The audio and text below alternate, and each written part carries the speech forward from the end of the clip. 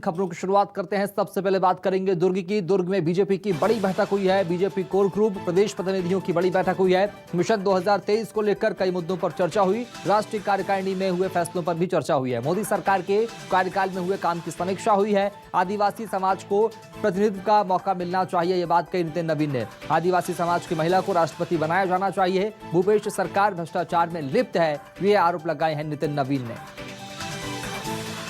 तो भूपेश बघेल के सहयोगी भ्रष्टाचार में संलिप्त है, यह बात कही नितिन नवीन ने।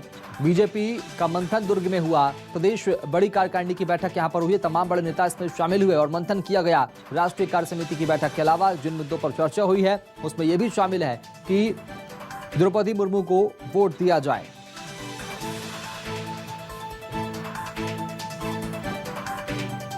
अगर आदिवासियों की भावना और आदिवासी समाज के सम्मान का उनको चिंता है तो इस देश के सर्वोच्च पद के लिए मौका मिला है, आइए उसमें सहयोग करें। सरकार का ध्यान बालू माफियाओं के साथ बाजार खोलने में लगा हुआ है।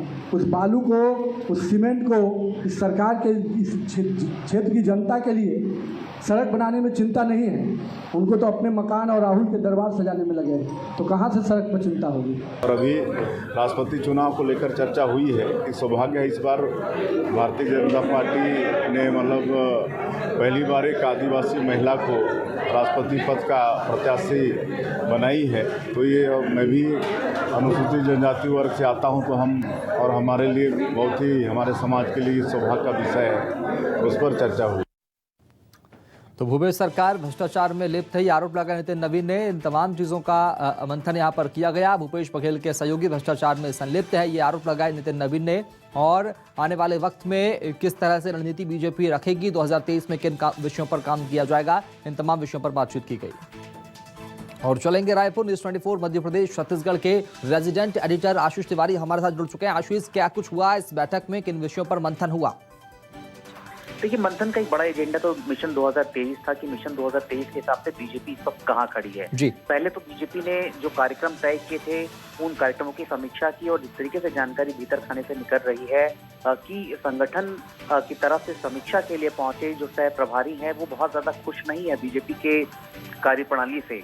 और एक जो एग्रेशन बीजेपी को चाहिए वो एग्रेशन इस वक्त बीजेपी में बतौर विपक्षी दल राष्ट्रीय जो नेतृत्व है वो नहीं देख पा रहा है। तो इस लिहाज से भीतर की चर्चा में इस बात को लेकर रणनीति बनाई गई है कि बीजेपी अब सरकार के खिलाफ आक्रामक रुख अख्तियार करते हुए न केवल प्रोटेस्ट करेगी बल्कि उस प्रोटेस्ट को लोगों के बीच पॉलिटिकल माइलेज गेन करने के लिहाज से भी लेकर जाएगी। दूसरी जो सबसे महत्वपूर्ण बात है कि जिस तरीके से इनकम टैक्स ने अभी छापेमार कार्रवाई की सरकार के करीबियों के खिलाफ, इस मुद्दे पर भी कैसे पॉलिटिकल मैनेज लिया जाए, इसे लेकर बीजेपी अब जनता के बीच जाकर सरकार के भ्रष्टाचार से जुड़े हुए तमाम मामलों को पहुंचाएगी और कोशिश इस बात को लेकर की जाएगी कि इसका प्रत्यक्ष तौर पर फायदा मिशन 2023 के चुनाव में बीजेपी को मिले। साथ ही साथ एक बड़ा मुद्दा देखने को मिला कि द्रौपदी मुर्मू जो कि बीजेपी की तरफ से राष्ट्रपति पद की उम्मीदवार हैं, उनके पक्ष में भी एक माहौल बनाने की कोशिश बीजेपी राज्य में करेगी और राज्य के बीजेपी के जो नेता हैं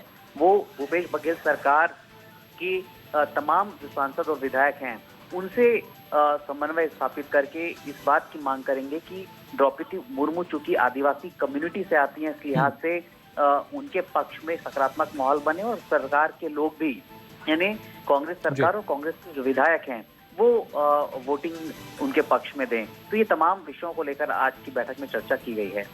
ठीक है, बहुत शुक्रिया आशीष तिवारी खबर को विस्तार से बताने के लिए, बातचीत करने के लिए। तो ऐसे में इन तमाम विषयों पर मंथन किया गया, इस बात का जिक्र भी किया गया कि आने वाले वक्त में आदिवासी चेहरा जो कि द्रौपदी मुर्मू जिन्हें बनाया गया राष्ट्रपति पद का उम्मीदवार, उन्हें वोट देने की बात यहाँ पर इस बैठक में की गई है।